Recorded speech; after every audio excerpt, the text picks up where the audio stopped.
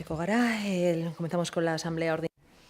Hasiko gara, mankomunitateko eko batzarrerako saioarekin. Lehenik eta behin, 2023ko urriaren 20ko osoko bilkurako, 2023ko abenduko 27ko bilkura bereziko eta abenduaren 27ko eko bilkurako aktak onartzeko proposamena dugu. Ez badago inolako iruzkinik. Pues los damos. Beraz, hau batez, onartu ditugu aktak.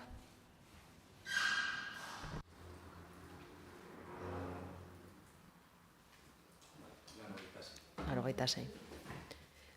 ¿Lo has contado, Miguel Ángel? Yo tengo...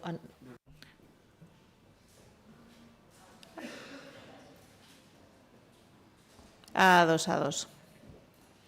Primeran. 86.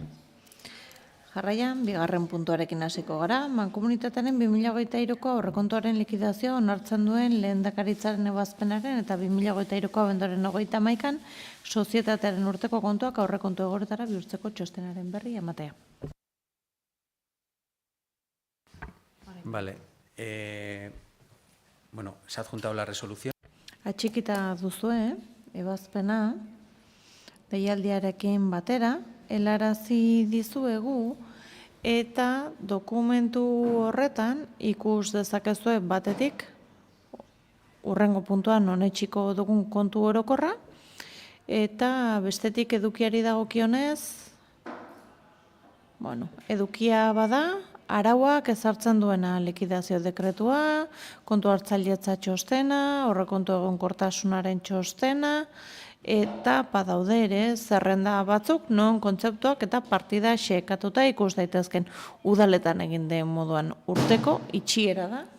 Eta zalantzari baldin baduzue txostenen edukiari buruz galdetu anari edo niri eta azalduko dizkizuegu. Pues si no hay ninguna... Ez badago, inolako galderarik jarraituko dugu, berri eman dela ulertzen dugu, eta 3. puntuari helduko diogu 2023ari dagokion kontu orokorrari hasierako onarpena emateko proposamena. Zaio oniritzia eman eta ondorioz 2023ko ekitaldiko kontu orokorra jende aurrera eramango da, 15 lagun lan egunez eta interesatuek bidezko jotzen dituzten erreklamazio, eragozpen eta iruzkinak aurkeztuko dituzte epe horretan. ¿Tenéis alguna idea de debate? Pues, osatuko dugu. Bai.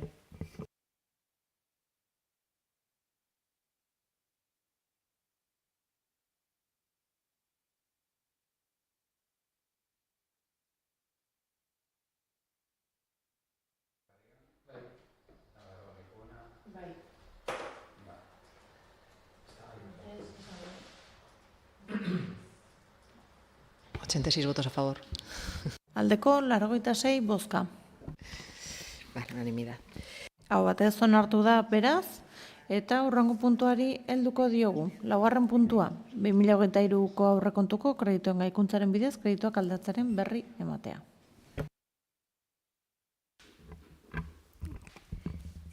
Se da cuenta de la...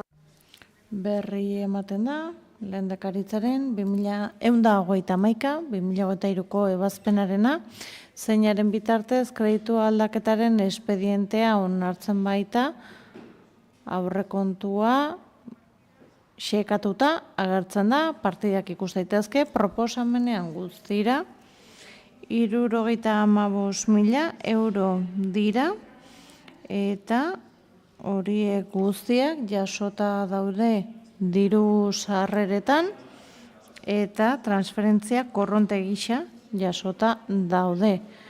4. kapituluko mugimendu bat da. Pregunta. Pues nos damos por enterado. Ados, berri eman dela ulertzen dugu eta 5. puntura igaroko gara 2024ko lehenengo hiruhilekoan aurrekontu itxieraren berri ematea. El remanente de tesorería neto a 31. 2008ko martxoaren baten 1.753.011 euro ingurukoa zen, altxortegiko gerakina, kontuan izan behar dugu, beharrezkoa egin dela, hau kontabilizatzeko neurria. Barkatu baina, txostena irakurtzen ari da eta ezin dugu gutxi gorabeherako itzulpena besterik egin. Ez daude, derrigorrezko eta betekizun eta eskubide gisa, jasota, diru sarrera gisa, onartu dira urtarrileko eta otsaileko abonamenduak 2023ko fakturazioko kobrantzarik gabe, eta jasota daude GHKaren fakturak besterik ez urtarrilekoa.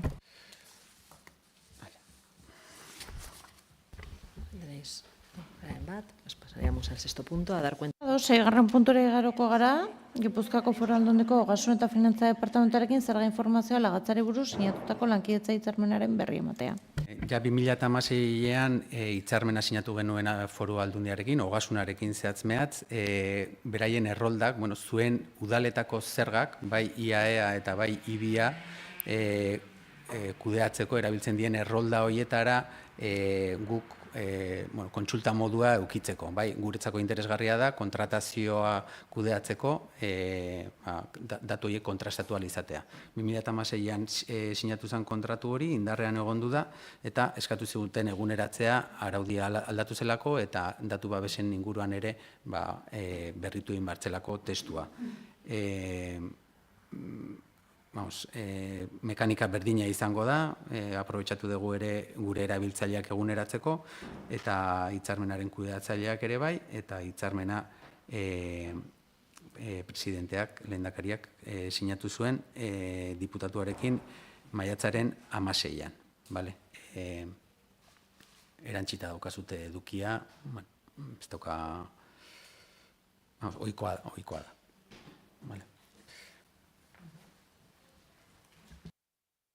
Pues sin ninguna pregunta, pasaríamos al... Galderarik ez badago, 7. puntura igaroko gara, uraren Euskal Agentzia, Txingudiko Zerbitzu Mankomunitateak eta Txingudiko Zerbitzuak esak, Hondarribiko udalerrian, uraren irizikloaren digitalizazioan hobekuntzak egiteko sinatutako lankidetza hitzarmenaren berri ematea. Europar Batasuna finantzatutako bertaren esparruan. Funtsak, Next Generation funtsak egikaritzeko beste tresna bada, ohikoak normalean diru laguntza bidez izaten dira, bino konferentzia sektorialaren bidez banatut ziren beste funts batzuk lurralde erkidego desberdinetan eta urak kudeatu ditu batzuk. Kasu honetan, Hondarribian 20.000 biztanle baino gutxiago zeuzkaten udalerrietara bideratutako funtsak dira. Kasu honetan proiektua digitalizazio, ur ziklo urbanoaren digitalizazioaren eremuan, eta izenburua equipamiento para medición en continuo de volumen y calidad de alivio en infraestructuras de regulación de aguas residuales de Hondarribia da proiektuaren izena.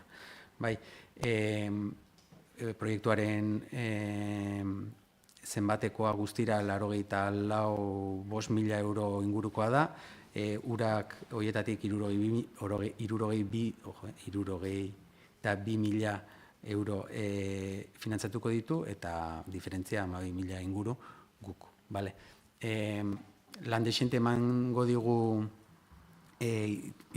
proiektu hau gauzatzea, zuek ohituta zaudete, bino guk Next funtsako indikan ez ditugu kudeatu, orduan hau proiektu piloto moduan egin nahi dugu, eta uraren perteko diru laguntza potoloa iritsiko balitz, bintzat esperientzia pixka bat pilatzen jun, bai kofiaren kudeaketan, bai Minervan, eta bai gero administrazio batzarrean daukagun plan antifraude horrek eskatzen dituen tresna guzti horien egikaritze eta kudeatzean, bai. Hitzarmena maiatzaren 14an sinatu zen. Eta hiru alderdiek sinatu zuten, bai urak, bai mankomunitateak tokiko erakunde moduan, eta bai elkarteak. Diru bat zuzenean elkartera joango da, eta berak kudeatuko dudana, baina urak bai eskatu zuen tokiko erakundea sinaduran egotea. Horregatik kontu ematen dugu baita ere mankomunitatea.